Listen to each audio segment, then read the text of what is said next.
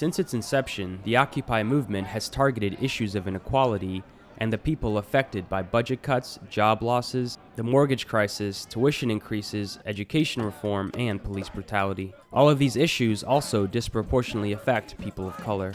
That's why soon after Occupy's launch, people of color encouraged their community members to take part.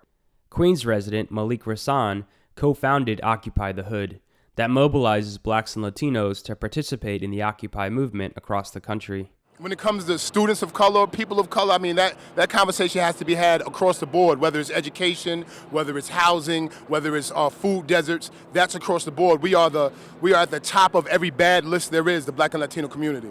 Some activists worked to make Occupy a movement that addressed racial justice. Last September, when the Occupy movement was just days old, activists in the General Assembly were finalizing the Declaration of the Occupation of New York City, which outlined the grievances of the movement. After learning the majority-white assembly was about to approve language that said Occupy consisted of one race, gender, and sexual orientation, several people of color moved into action. My friends and I, we started to look at each other and we started to discuss this language, and we thought, okay, we need to bring up our concerns, because otherwise this is going to get passed and it's going to isolate a lot of people in the 99%.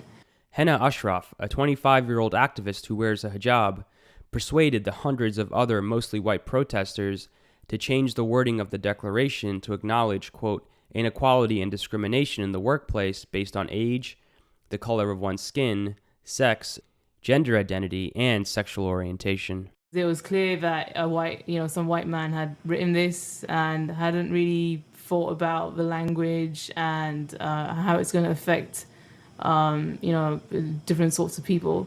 So I started saying that the language erased histories of oppression, and it marginalized a lot of people who are part of the 99%.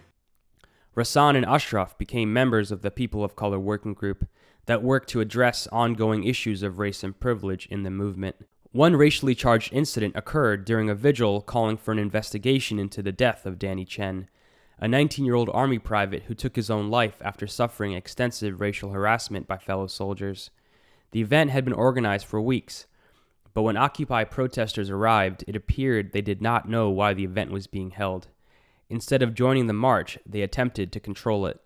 In a widely published commentary following the vigil, Asian American activist Esther Choi wrote the Occupy activists acted like tourists on vacation in the social justice world, and our efforts and long-term goals were expendable in light of their self-interested pursuit of an interesting experience. There have been several other incidents of racism and bigotry, but many people who were interviewed for this story did not want to go public with their experiences.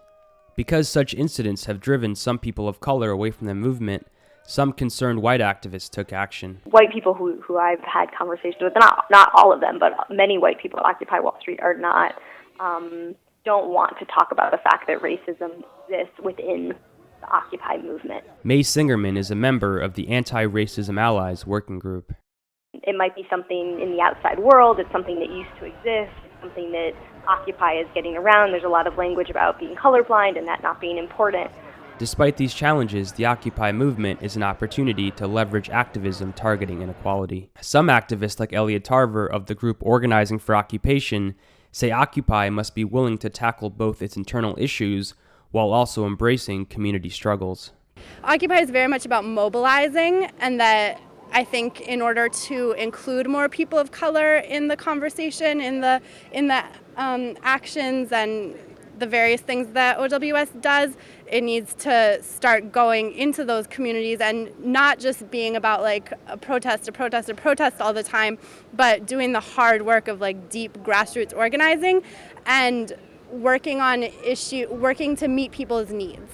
Activists from Organizing for Occupation, Occupy Homes, and the Take Back the Land movement have worked to move homeless families into vacant houses, provide eviction defense, and stop the auctioning of foreclosed property. Last October, 9 were arrested for successfully blockading an auction through song.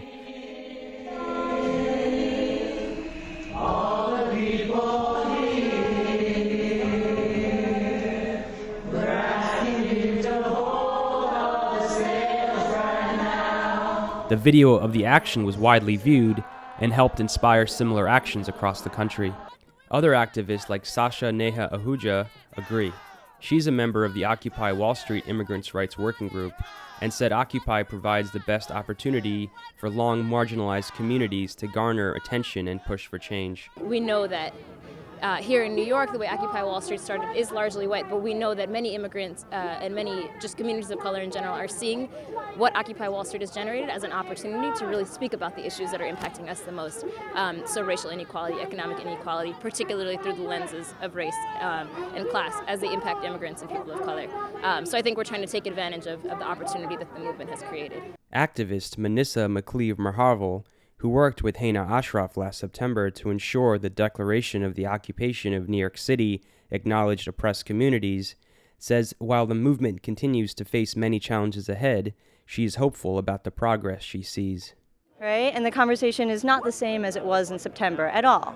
Right? It's a very different conversation right now. It's a conversation about how Occupy interfaces with struggles like this in a way that's not sort of taking them over, but is helping out. I mean, and where race plays, like what role race plays in all of that. So it's a shifting conversation, but it's one that we, I think, always need to be having. Reporting for The Real News and FSRN, this is Jessel Noor in New York.